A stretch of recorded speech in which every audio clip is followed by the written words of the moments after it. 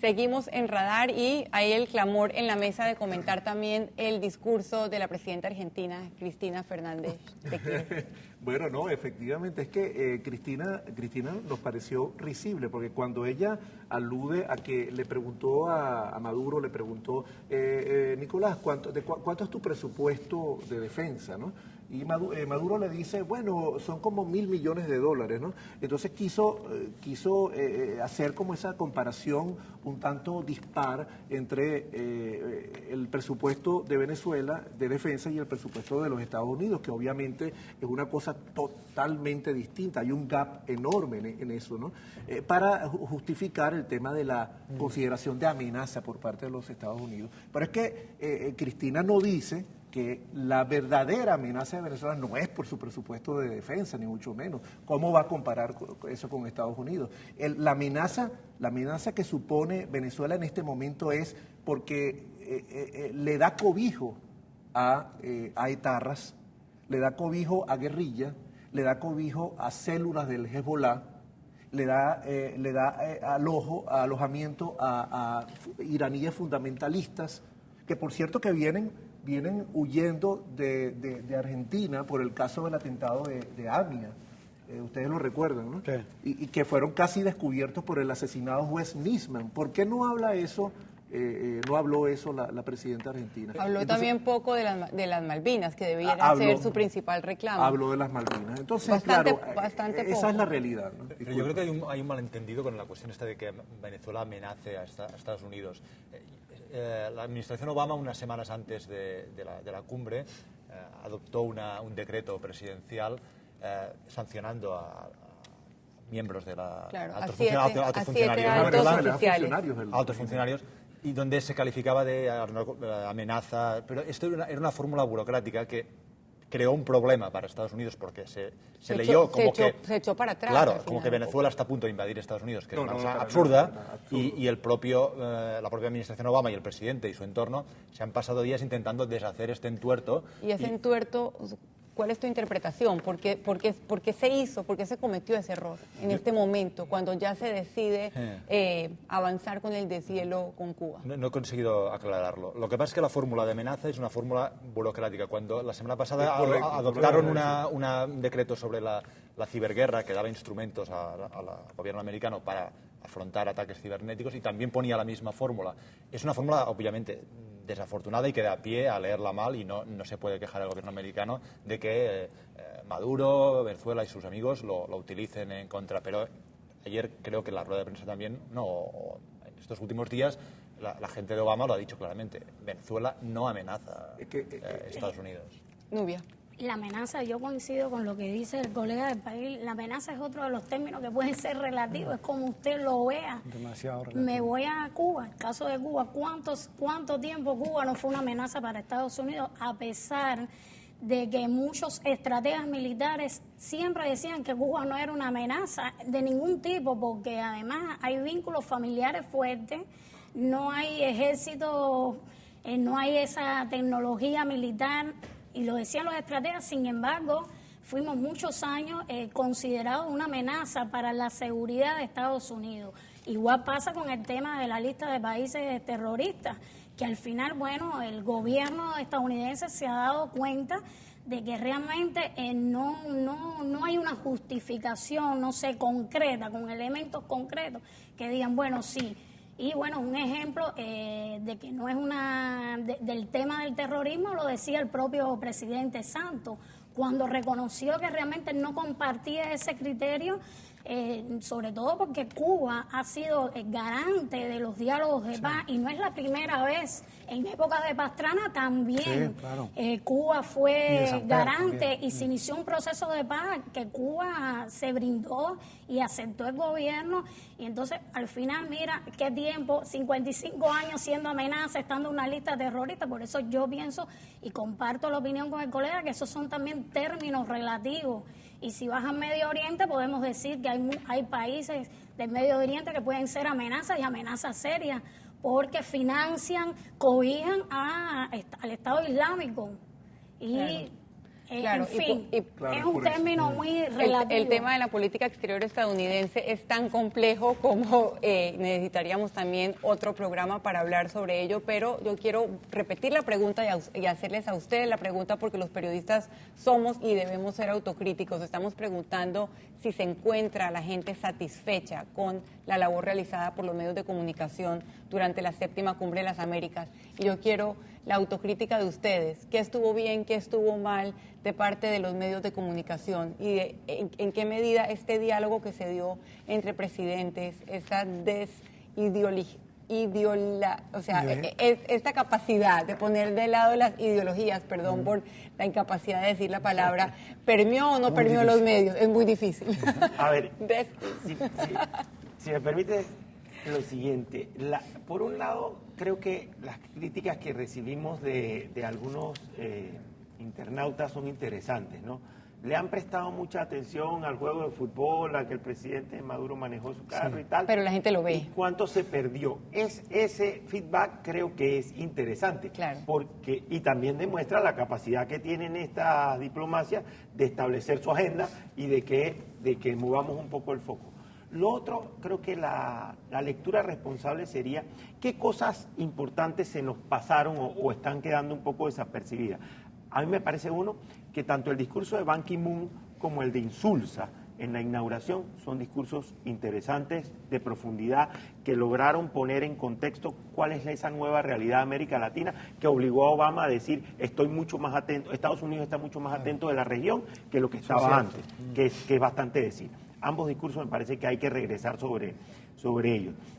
Lo otro, la propuesta de Santos, la propuesta del presidente Santos de la educación, del Sistema Interamericano de Educación. De crear algo como la Organización Panamericana de la Salud, pero para educación. Exacto. Sí. Con sorpresa para mí, ningún otro presidente ni siquiera dijo, ¿sabes? Tal vez el tema, sí, del diálogo de la FARC y todo eso es más trascendental, pero esta no es una propuesta de menor importancia, porque así nació la OPS y así nacieron otras organizaciones, el BID hace 59 años en Panamá, porque acá hubo una cumbre en 1956, que también fue histórica, donde Eisenhower estuvo rodeado de no sé cuántos dictadores, pero ahí fue donde estuvo el caldo de cultivo de lo que es el Banco Interamericano de Desarrollo. El tema relacionado con la cumbre empresarial. Creo que allí también hubo muchas, Peña Nieto y Dilma Rousseff tuvieron intervenciones que creo que ameritan también volver sobre ellas. Y en mi opinión final, como una opinión final, la declaración de Castro en la bilateral con Obama, donde él dice una frase que también sentí que fue muy improvisada. Dice, hay temas sobre los cuales no estamos parafraseo, ¿no? Sobre los cuales no estamos de acuerdo hoy, pero que podemos estar de acuerdo mañana. Eso creo que a Fidel Castro nunca se lo hubiéramos escuchado. ¿Qué frase? No creo. Yo creo que sí. Lo que pasa es que ahora las circunstancias son otras, son momentos distintos. Incluso no solamente de la posición de Estados Unidos hacia América, yo diría que a la viceversa también, América hacia Estados Unidos. Son momentos distintos, por eso creo que no cabe la diferencia, porque además Fidel es un líder que ha demostrado tener capacidad de diálogo, y si vemos la historia de Cuba, hay un momento antes en que pudieron, por ejemplo, Carter, estuvimos a punto prácticamente de lograr algo de lo que se está logrando hoy. Recordemos que fue en la época donde se instalaron las oficinas de intereses. Y eso es antes y eso es ahora también del periodo de Fidel. Lo que pasa que, vuelvo y repito, los momentos son diferentes. Sí. Y en cualquier proceso es importante el contexto histórico en que usted encausa cualquier estrategia. Bueno, y volviendo un poco a la crítica de medios, quiero hablar un poco de los énfasis que le dimos los medios de comunicación, porque las teorías de opinión pública dicen que los medios no influyen tanto en cómo la gente piensa, sino en las cosas que la gente piensa, en qué cosas la gente piensa, y por eso qué importancia tenía, por ejemplo, el partido de fútbol de Evo, el foro empresarial. Mucha gente lo veía como un tema elitista, pero definitivamente que tocaron todos los temas de Estado, incluso discursos de 15 mandatarios con un contenido mucho más fuerte. Quiero ver si ustedes vieron algún tipo de discriminación en las cosas que los medios elegimos cubrir con más énfasis que otros. Yo iba a decir, Sabrina, eso, que esa discriminación de la que tú hablas es una discriminación, y voy a pecar, excúsenme, y en eso estoy de acuerdo, con un tema de audiencias. Es decir, claro, hay medios especializados en los que, por ejemplo, un medio escrito pues, tiene, digamos, la capacidad de discernir, de analizar más, a un medio como el nuestro, que es televisión. Que es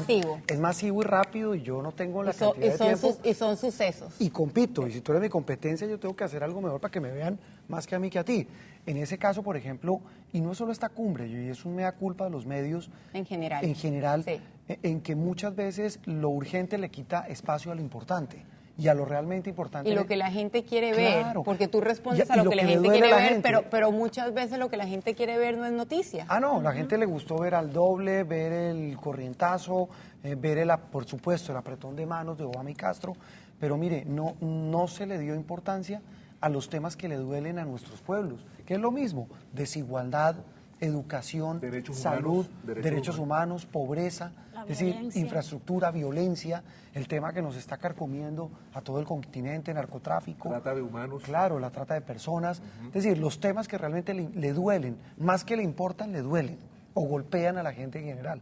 Pero eso es una viejísima discusión Sí. entre lo que los medios emitimos y lo que la gente nos pide. Pero al final, Sabrina, yo pienso que fue bastante balanceado lo que se dio, la cobertura, y como bien decía el colega colombiano, se dio espacio a que la gente pudiera ver la diversidad, todo lo que ocurrió, y como decimos en Cuba, cada cual sacara sus propias conclusiones. Que esa es la Que idea. Y el al final, papel de los medios no es decirle a la exactamente, gente lo que tiene que pensar, sino darle usted absolutamente le da, toda la usted, información. exactamente, usted trabaja para ello, usted le informa y cada cual arriba su propia conclusión a partir de lo que usted les pone.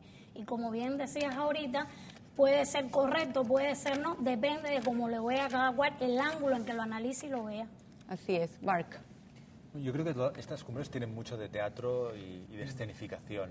En una cumbre no se resuelve ni la pobreza, ni la violencia, ni la educación. Esto no se, en un día y medio de varios líderes, además, que como he comentado, vienen con su discurso de 45 minutos preparado, no sirve para eso. Entonces, dentro de la escenificación, claro, Castro-Obama ha robado el resto del protagonismo a todo. Y creo que un espectador lo comentaba en uno de los tweets que has leído, ¿no? Se ha hablado menos del plenario que de la foto.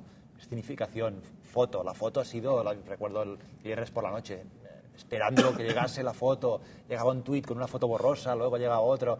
La cumbre al final ha sido esto. Y esto no es la cumbre, porque la reunión de Obama y Castro ha sido al margen de la cumbre. La cumbre ha dado pie, ha sido el pretexto que ha permitido que este encuentro se celebrase, pero de la cumbre en sí es verdad, se ha hablado poco comparado con esto que en el fondo era al margen de la cumbre, ¿no? Claro, muchas veces la historia se da a partir de símbolos, a partir de hechos y sucesos, y eso representa la foto, la histórica foto. Veamos otras respuestas que nos han llegado a la pregunta de cómo los medios hemos hecho nuestra labor. Hemos preguntado si la gente se encuentra satisfecha con la labor de los medios, que nos han llegado al hashtag RadarTVN. Dice Carlos Tapia Guevara, considera que muchos se enfocaron en Obama y había personalidades igual de importantes que pudieron entrevistar. Bueno, en el siguiente bloque vamos a mostrar una entrevista con el secretario general de la ONU. J.A. buen día. Parcialmente, pues al final no se le dio importancia debida a la plenaria y la conferencia final. Otro tuit. Nelly Sánchez, la misión del periodista es educar, no manipular la opinión pública de acuerdo a su posición ideológica, lo que estábamos diciendo. Antonio Tofolón, los tiempos cambian y los sistemas no son eternos, la cobertura fue buena, dice Antonio Tofolón. Y por último, Milagros Villalobos, Ollanta y su discurso fue ejemplar y sensato y no se destacó. Buen punto. Bueno, le tocó un mal momento porque ya para la segunda plenaria la audiencia y los medios estábamos un poco agotados y los principales discursos se dieron durante la primera plenaria. Vamos a irnos a un cambio y hablando de entrevistas importantes, TVN Noticias consiguió una entrevista con el secretario general de la ONU que les mostraremos por primera vez en el próximo bloque y reaccionaremos sobre ella. Usted quédese en Radar.